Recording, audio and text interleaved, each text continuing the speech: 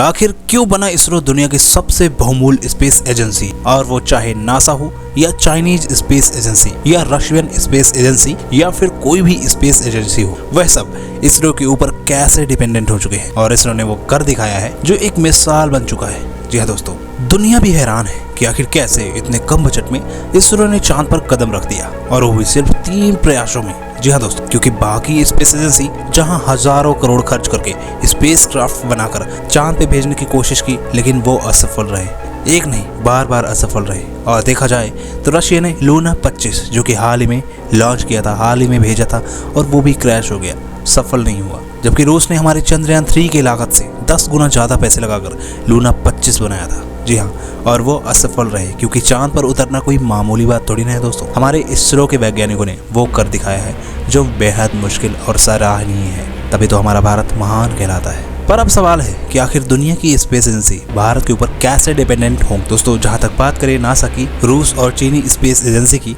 तो उन्होंने हमेशा बहुत ज्यादा पैसे खर्च करके स्पेस क्राफ्ट बनाए हैं जो कि असफल रहे हैं। वहीं इंडिया ने यानी कि इसरो ने सिर्फ 615 करोड़ रुपए खर्च करके चंद्रमा के साउथ पोल पर पहुंच गया। और इसका साफ मतलब है जो मिट्टी और सैंपल चंद्रयान 3 चांद से कलेक्ट करेगा, उसकी डिमांड पूरी दुनिया में कितनी ज्यादा होने वाली है, यह आप इसकी सफलता से जान सकते हैं। और अगर नासा या बाकी स्पेस एजेंसी को ये सैंपल चाहिए तो इसके लिए नासा को कई साल लग जाएंगे और हजारों करोड़ रुपए खर्च करने पड़ेंगे नया स्पेस क्राफ्ट बनाने में। और तब कोई गारंटी नहीं है कि उनके बनाए स्पेस क्राफ्ट सफल हो पाए, और तब भी कोई गारंटी नहीं है कि उनके बनाए हुए स्पेस क्राफ्ट सफल हो पाए। बस इसी का फायदा उठाते हुए चंद्रयान 3 तो इस सैंपल रिपोर्ट से कई 100 गुना कमाएगा ही। और इसके साथ साथ इसरो ने मजबूर कर दिया है पूरी दुनिया को कि अगर आपको सस्ते में अपना स्पेस क्राफ्ट बनवाना है तो भारत से संपर्क करें, यानी कि इसरो से, और फिर होगी पैसों की बरसात। तो अब सवाल उठता है कि आखिर चंद्रयान 3 वो कौन सी जानकारियां जुटाएगा। आइए बात करते हैं। चंद्रमा की मौलिक संरचना में क्या है, चंद्र सतह के प्लाज्मा का घनत्व कैसा है, उसकी थर्मल प्रॉपर्टीज क्या है, वहाँ सतह के नीचे की हलचल कैसी है, और रिगोलिथ यानी कि चंद्र परत में कुछ खास है या नहीं। इन सभी प्रमुख बातों का पता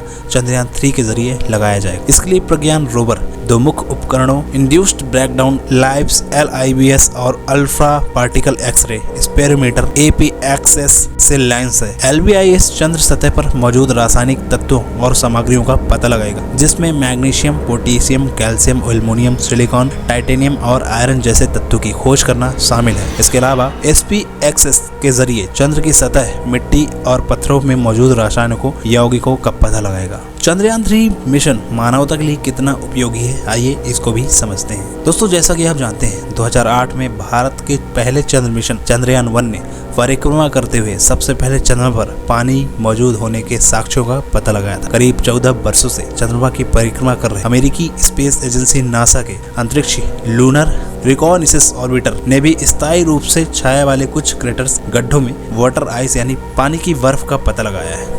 इसके अलावा विभिन्न देशों के चंद्र मिशन से चंद्रमा से लाई गई सामग्री का विश्लेषण कर ऊर्जा, खनिज और धातुओं के वहां मौजूद होने की संभावना भी जताई जाती है। दोस्तों, साइंटिस्ट विशेषज्ञ मानते हैं कि अगर चंद्रमा पर मौजूद पानी या खनिजों और धातुओं तक इंसान की पहुंच आसान हो गई तो उनका इस्तेमाल भविष्य में मानवता के लिए बेहद उपयोगी साबित होगी। यहीं पे बात करें चंद्रयान 3 के मिशन की, तो इसका उद्देश्य आखिर क्या है।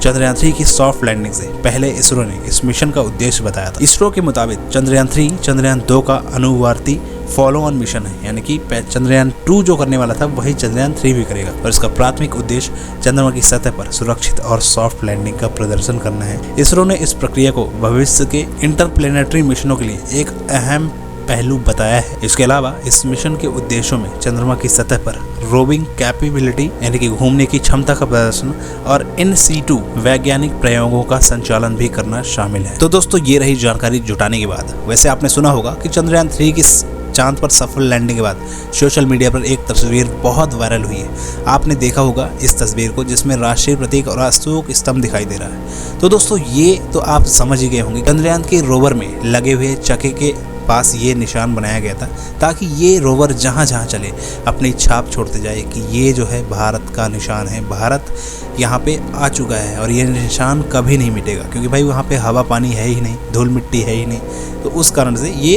ऐसे ही बने रहेंगे। इसरो के लोगो और भारत के राष्ट्रीय प्रतीक वाली इस फोटो को लेकर दावा किया गया कि रोवर प्रज्ञान के व्हील ने इस तरह के निशान बनाए हैं कि इस तस्वीर में 2 समांतर पहिए दिखाई दे रहे हैं जिसमें ये दोनों प्रतीक बने हैं। पिक्चर को सोशल मीडिया पर डालने वाले व्यक्ति ने लिखा कि अशोक प्रतीक और लोगों का अनंत काल के लिए चंद्रमा पर अंकित है। प्रज्ञान रोवर चंद्रमा की सतह पर उतरा। चंद्रयान 3 एक बड़ी सफलता है जो कि हमारे भारत का एक बहुत बड़ा अचीवमेंट है। वैसे तो मैं आप सभी देशवासियों को चंद्रयान 3 की सफलता की बहुत बहुत हार्दिक बधाइयां देना चाहूंगा और इस वीडियो को यहीं पे करना चाहूंगा खत्म। अगर आपने इससे कुछ सीखा हो तो हमारे चैनल को सब्सक्राइब करिएगा। इसके बाद फिर मिलेंगे हम अगली वीडियो में।